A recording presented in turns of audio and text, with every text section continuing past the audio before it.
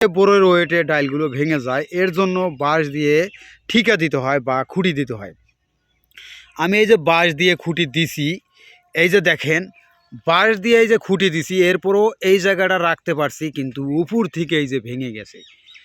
বাঁশ দিয়ে খুঁটি দেওয়ার পরে ওই সোজাটা রয়েছে, কিন্তু তার উপরে যে এই যে অংশ ভেঙে গেছে। এরপরে দেখেন এই যে বড়ইর অংশগুলো দেখাইতেছি কিভাবে বড়ইগুলো ধরছে।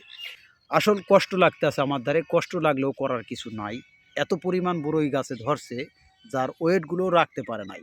এটা হচ্ছে আমার বড়ইর বাগান, আর এইভাবে ডালটা ভেঙে গেল। দেখেন এই যে হচ্ছে বড়ইর ভিতরের অংশ, দেখতে কত সুন্দর। এটা হচ্ছে বল সুন্দরী আপেল কুল বড়ই। ভিতরে আঠিটা একটু ছোট সাইজ হয় আর উপরে গোছে ভরা। আর উপরে যেরকম কালারটা আকর্ষণ দেখতেছেন, ভিতরেও দেখতে অনেক সুন্দর আকর্ষণ একবারে। কিন্তু দেখেন এইভাবে একটা বড়ের ওজনে যদি ডাইল ভেঙে যায় তখন খেতালার একটু কষ্টই লাগে। এই যে দেখেন ডাইল যখন বড়ইটা বেশি ধর দিছিল, আমি কিন্তু ঠিকা বাজাইছি। ওই যে দেখেন ওই যে বাঁশ দিয়ে ঠিকা বাজাইছি, কিন্তু সেই ঠিকাই রয়েছে, ঠিকার উপরের অংশ থেকেই আমার ডাইলটা ভেঙে গেছে। একটু দেখাই আপনাদেরকে, ভালো করে একটু দেখাই।